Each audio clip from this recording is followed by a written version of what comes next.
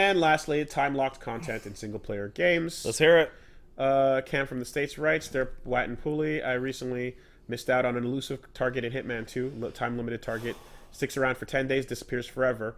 It also disappears if you fail the mission. Yeah, you get one shot at those. At the risk of sounding entitled, I hate the feeling of anxiety that the time-locked content in a single-player game gives me, even if the rewards are purely cosmetic.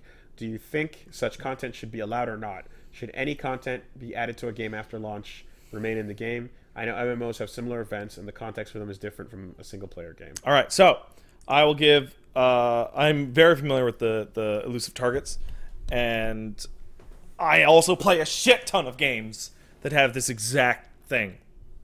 I'm going to include non-competitive games as single-player games here, like a Monster Hunter. The elusive targets are there because Hitman is a game about replaying the same levels a million times and doing every permutation of events and learning them perfectly. So the elusive targets showing up and going, we're going to dump this fucking target, and you don't know what they're going to do. You don't know where they're going to be. You don't know, that kind of thing. Yep. And demanding that you use total mastery of a level to deal with it is thrilling and fascinating and cool.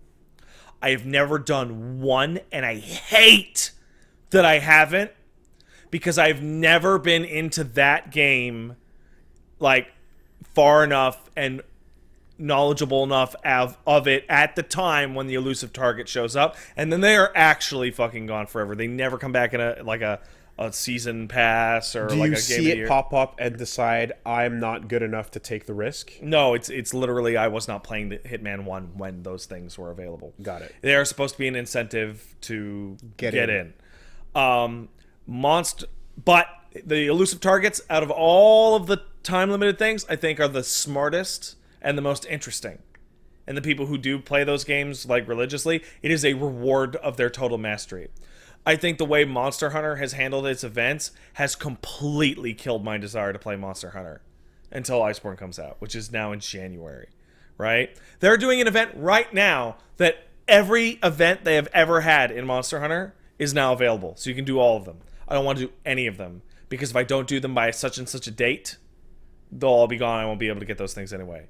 I hate it. I couldn't stand they'd roll out a boss that you can only fight for 2 weeks. But is this not now happening for people who have missed the opportunity? Yes. So why is that bad? It's good that they brought it back, but the way they used to do it in Monster Hunter, Event Quest would come out, and then it would just be available permanently forever. Oh, yeah, that's better. Right? That's just better. Yeah, that is And, better. like, feeling rushed to do it in Monster Hunter, it sucks. So they're doing that in 5, where they have these costumes that they've rolled out. I was like, I'm totally gonna get those Monster Hunter. Never got a single piece. Yeah, I went. I got Nero. I got the Rathalos. I got a couple, and then they had like Captain Commando and some other really obscure Capcom characters that I'd like to get. And they're rightfully like, if you're a big Capcom mark, then you're gonna want to come and get this cool shit. But they're in and then they're gone, and the way, yeah, I kind of hate that. I understand why it's there, and it is effective at forcing you to boot the game up when you otherwise wouldn't have. Yeah. For sure.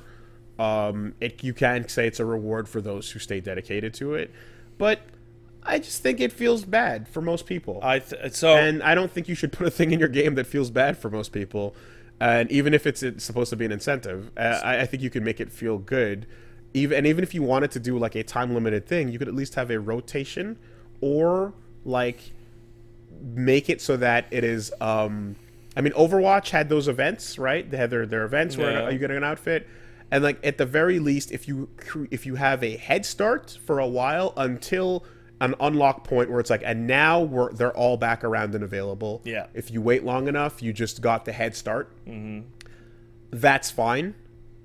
That I can accept that, where this costume will be that DMC stuff or that Monster Hunter stuff will be gone for the rest of the year, until the end of the year, and then you can get it for whatever purpose. One of the interesting things that Warframe has this thing called Nightwave, which is 12 weeks of like kind of weekly challenges that you would do to earn enough ranks to get special cosmetics. Yeah. One of the things that's listed on the big super fancy special cosmetics, this is not the only time this will ever be available. Yeah. Now,